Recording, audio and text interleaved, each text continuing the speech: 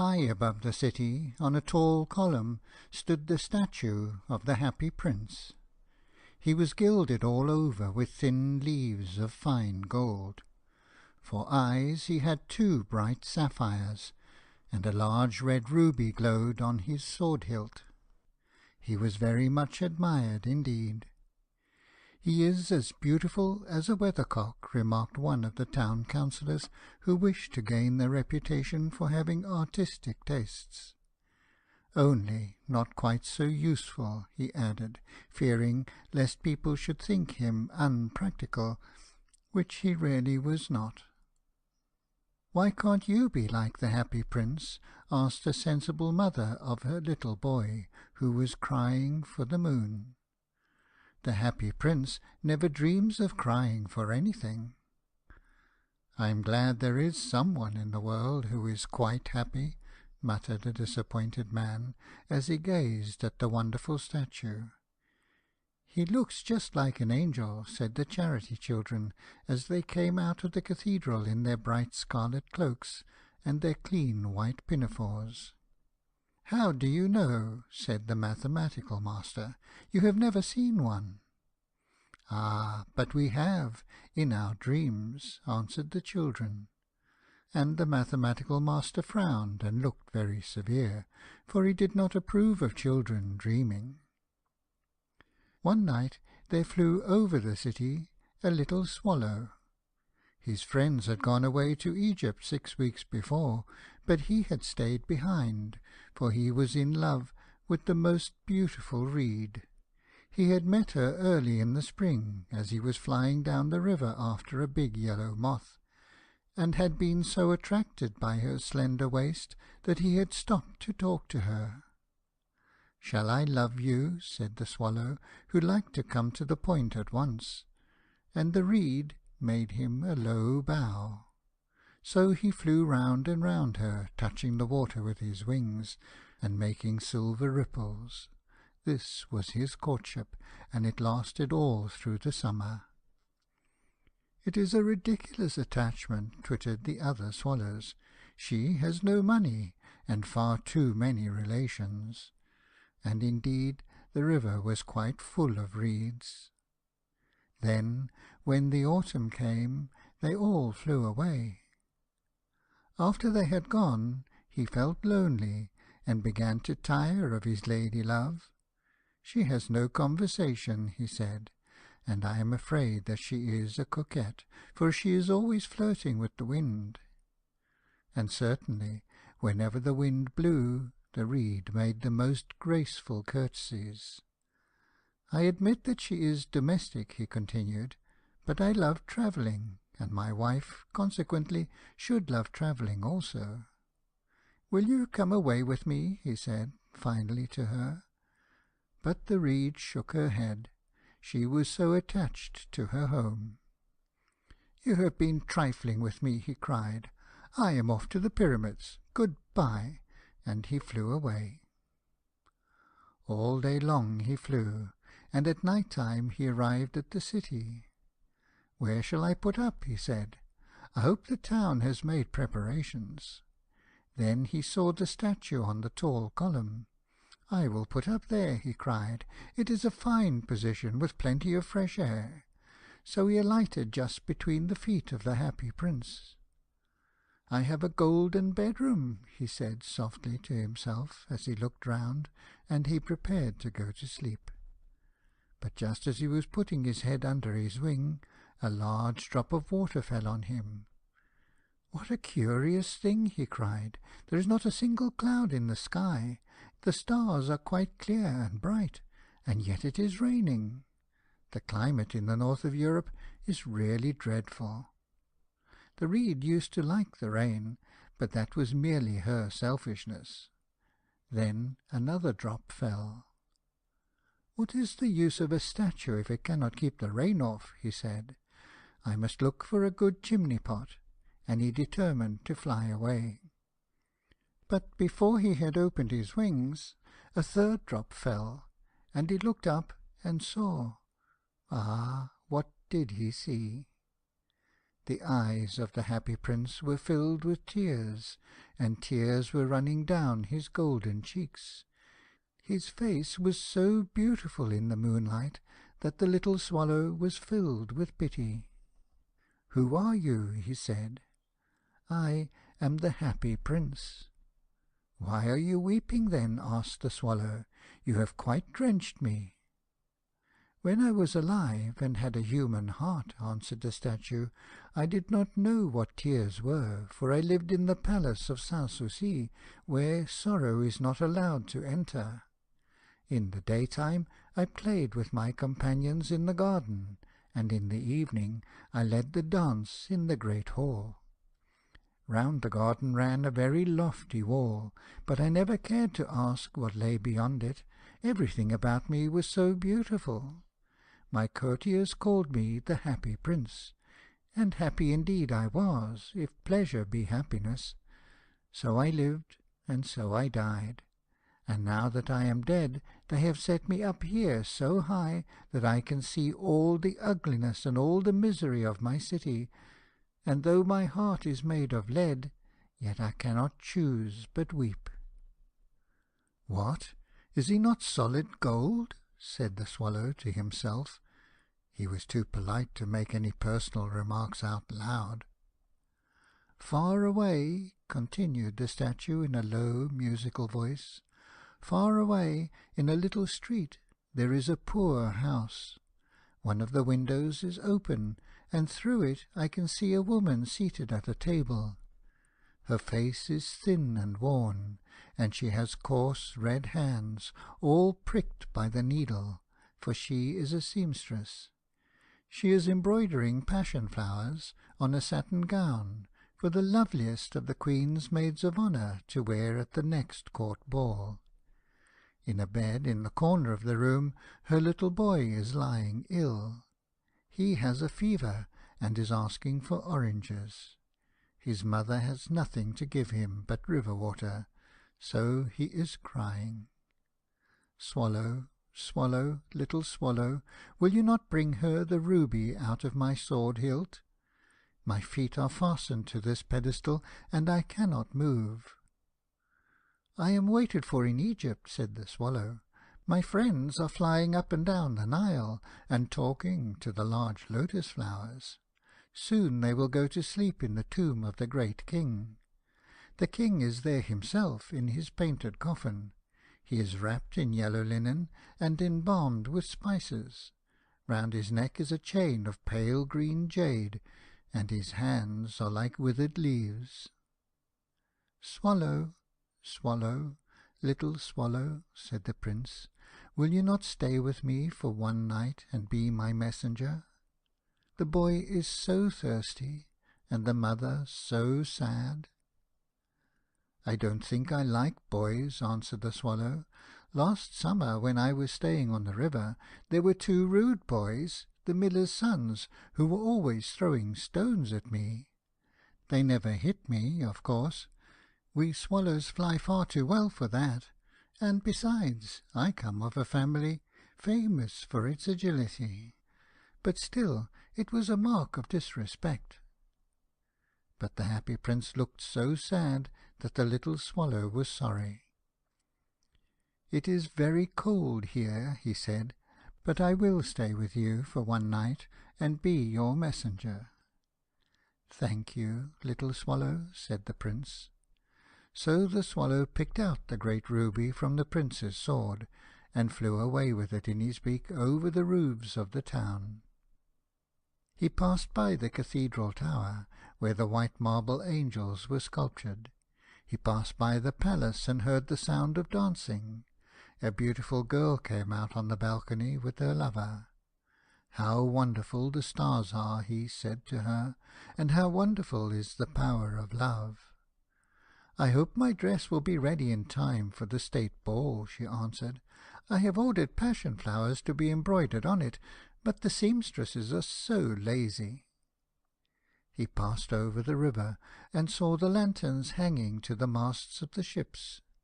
He passed over the ghetto, and saw the old Jews bargaining with each other, and weighing out money in copper scales.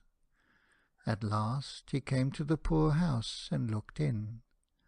The boy was tossing feverishly on his bed, and the mother had fallen asleep, she was so tired. In he hopped, and laid the great ruby on the table beside the woman's thimble. Then he flew gently round the bed, fanning the boy's forehead with his wings. "How cool I feel," said the boy. "I must be getting better," and he sank into a delicious slumber. Then the swallow flew back to the happy prince, and told him what he had done. "It is curious," he remarked, "but I feel quite warm now, although it is so cold." "That is because you have done a good action," said the prince, and the little swallow began to think, and then he fell asleep. Thinking always made him sleepy. When day broke, he flew down to the river and had a bath. "What a remarkable phenomenon," said the Professor of Ornithology, as he was passing over the bridge. "A swallow in winter!" And he wrote a long letter about it to the local newspaper. Every one quoted it. It was full of so many words that they could not understand. "To-night I go to Egypt," said the swallow, and he was in high spirits at the prospect. He visited all the public monuments, and sat a long time on top of the church steeple. Wherever he went, the sparrows chirped, and said to each other, "What a distinguished stranger!" So he enjoyed himself very much. When the moon rose, he flew back to the happy prince. "Have you any commissions for Egypt?" he cried. "I am just starting." "Swallow, swallow, little swallow," said the prince, "will you not stay with me one night longer?"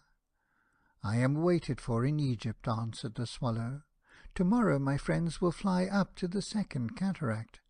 The river horse couches there among the bulrushes, and on a great granite throne sits the god Memnon. All night long he watches the stars, and when the morning star shines, he utters one cry of joy, and then he is silent. At noon the yellow lions come down to the water's edge to drink. They have eyes like green beryls, and their roar is louder than the roar of the cataract." "Swallow, swallow, little swallow," said the prince, "far away across the city I see a young man in a garret. He is leaning over a desk covered with papers, and in a tumbler by his side there is a bunch of withered violets. His hair is brown and crisp, and his lips are red as a pomegranate, and he has large and dreamy eyes. He is trying to finish a play for the director of the theatre, but he is too cold to write any more. There is no fire in the grate, and hunger has made him faint." "I will wait with you one night longer," said the swallow, who really had a good heart. "Shall I take him another ruby?" "Alas, I have no ruby now," said the prince. "My eyes are all that I have left. They are made of rare sapphires, which were brought out of India 1,000 years ago. Pluck out one of them and take it to him. He will sell it to the jeweller, and buy food and firewood, and finish his play." "Dear prince," said the swallow, "I cannot do that," and he began to weep. "Swallow, swallow, little swallow," said the prince, "do as I command you." So the swallow plucked out the prince's eye, and flew away to the student's garret. It was easy enough to get in, as there was a hole in the roof. Through this he darted, and came into the room. The young man had his head buried in his hands, so he did not hear the flutter of the bird's wings, and when he looked up he found the beautiful sapphire lying on the withered violets. "I am beginning to be appreciated," he cried. "This is from some great admirer. Now I can finish my play," and he looked quite happy. The next day the swallow flew down to the harbour.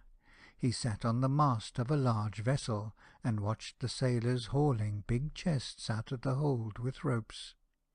"Heave ahoy!" they shouted as each chest came up. "I am going to Egypt," cried the Swallow, but nobody minded, and when the moon rose he flew back to the happy Prince. "I am come to bid you good-bye," he cried. "Swallow, swallow, little swallow," said the Prince, "will you not stay with me one night longer?" "It is winter," answered the Swallow, "and the chill snow will soon be here. In Egypt the sun is warm on the green palm trees, and the crocodiles lie in the mud and look lazily about them. My companions are building a nest in the temple of Baalbec, and the pink and white doves are watching them and cooing to each other. Dear Prince, I must leave you, but I will never forget you, and next spring I will bring you back 2 beautiful jewels in place of those you have given away. The ruby shall be redder than a red rose, and the sapphire shall be as blue as the great sea." "In the square below," said the happy Prince, "there stands a little match-girl. She has let her matches fall in the gutter, and they are all spoiled. Her father will beat her if she does not bring home some money, and she is crying. She has no shoes or stockings, and her little head is bare. Pluck out my other eye and give it to her, and her father will not beat her." "I will stay with you one night longer," said the Swallow, "but I cannot pluck out your eye.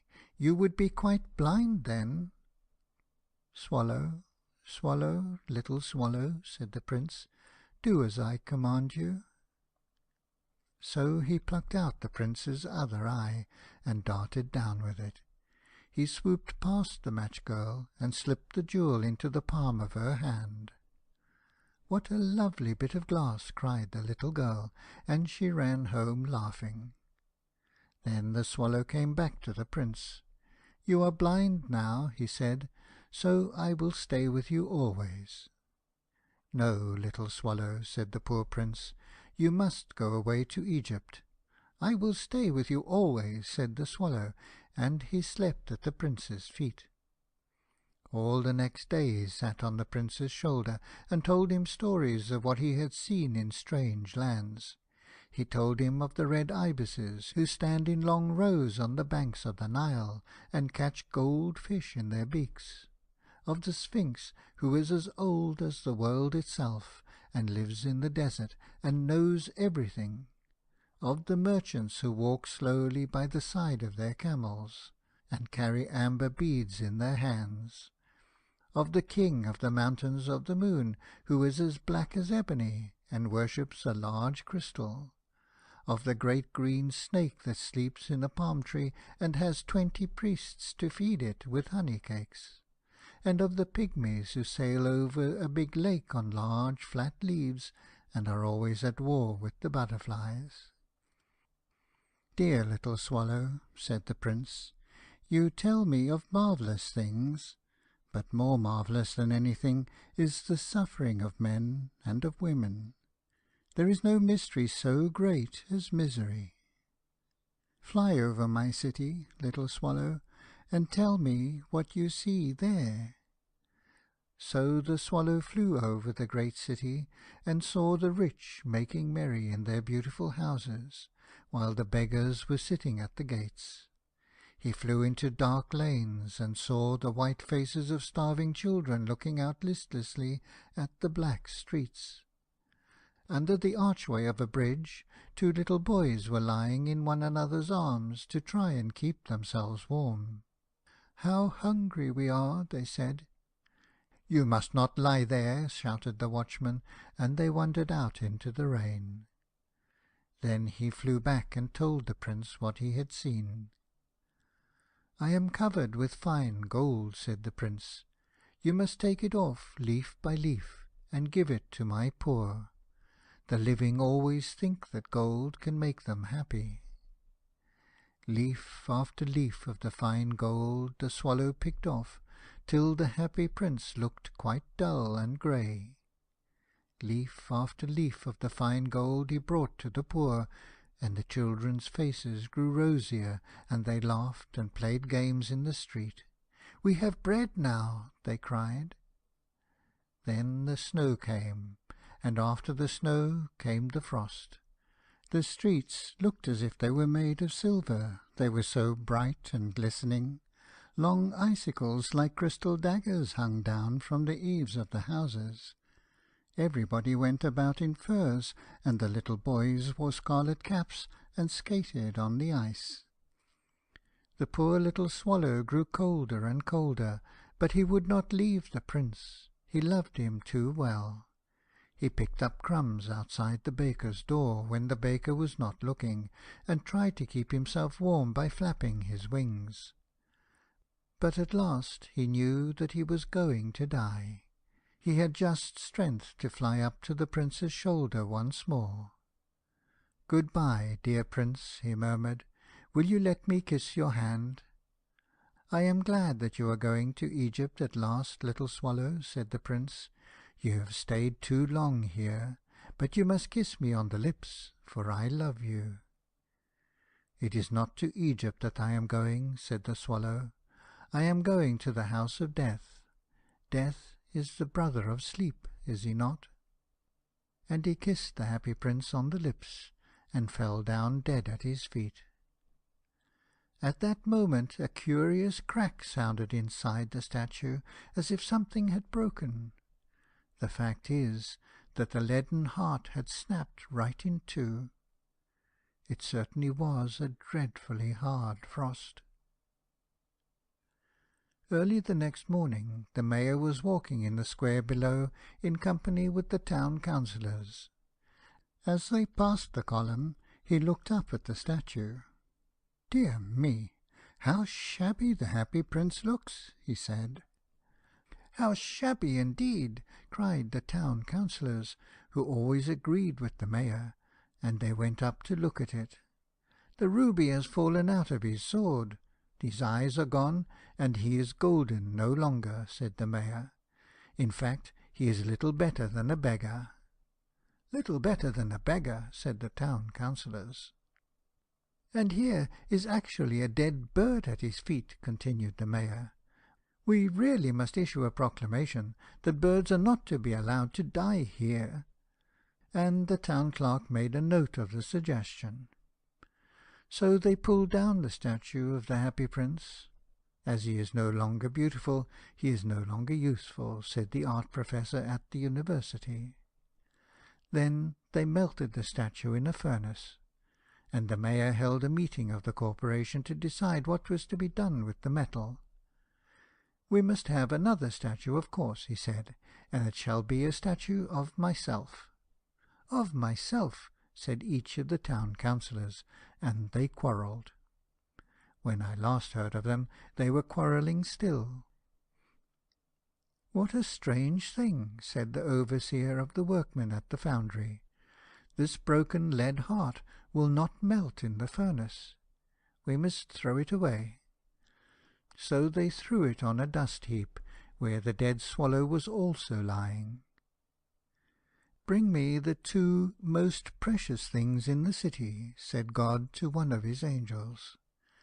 And the angel brought him the leaden heart and the dead bird.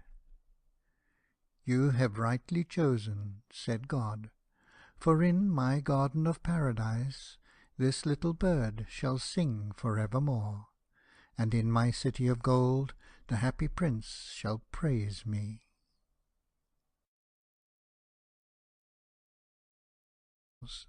This was his courtship, and it lasted all through the summer. "It is a ridiculous attachment," twittered the other swallows. "She has no money, and far too many relations." And indeed the river was quite full of reeds. Then, when the autumn came, they all flew away. After they had gone, he felt lonely, and began to tire of his lady love.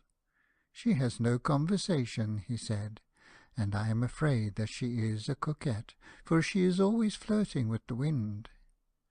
And certainly, whenever the wind blew, the reed made the most graceful curtsies. "I admit that she is domestic," frowned and looked very severe, for he did not approve of children dreaming. One night there flew over the city a little swallow. His friends had gone away to Egypt 6 weeks before, but he had stayed behind, for he was in love with the most beautiful reed. He had met her early in the spring, as he was flying down the river after a big yellow moth, and had been so attracted by her slender waist that he had stopped to talk to her. "Shall I love you?" said the swallow, who liked to come to the point at once, and the reed made him a low bow. So he flew round and round her, touching the water with his wings, and making silver ripple.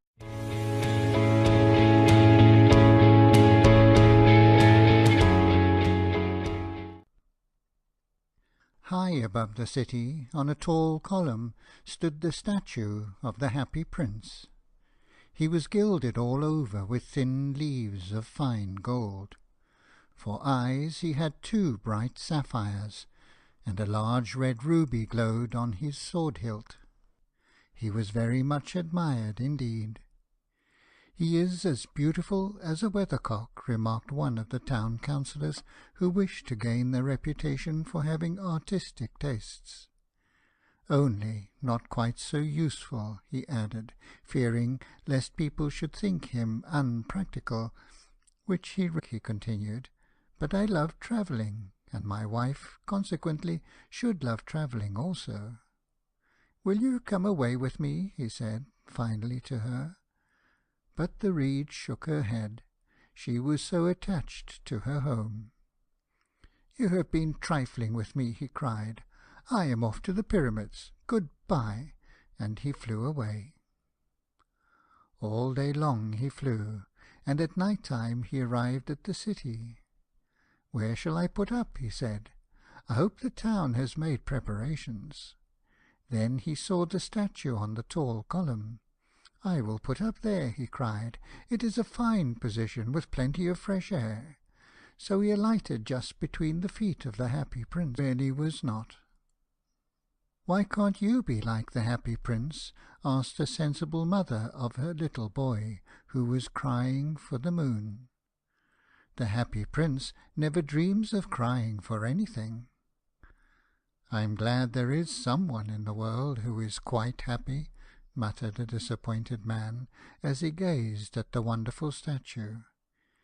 "He looks just like an angel," said the charity children, as they came out of the cathedral in their bright scarlet cloaks and their clean white pinafores. "How do you know?" said the mathematical master. "You have never seen one." "Ah, but we have, in our dreams," answered the children. And the mathematical master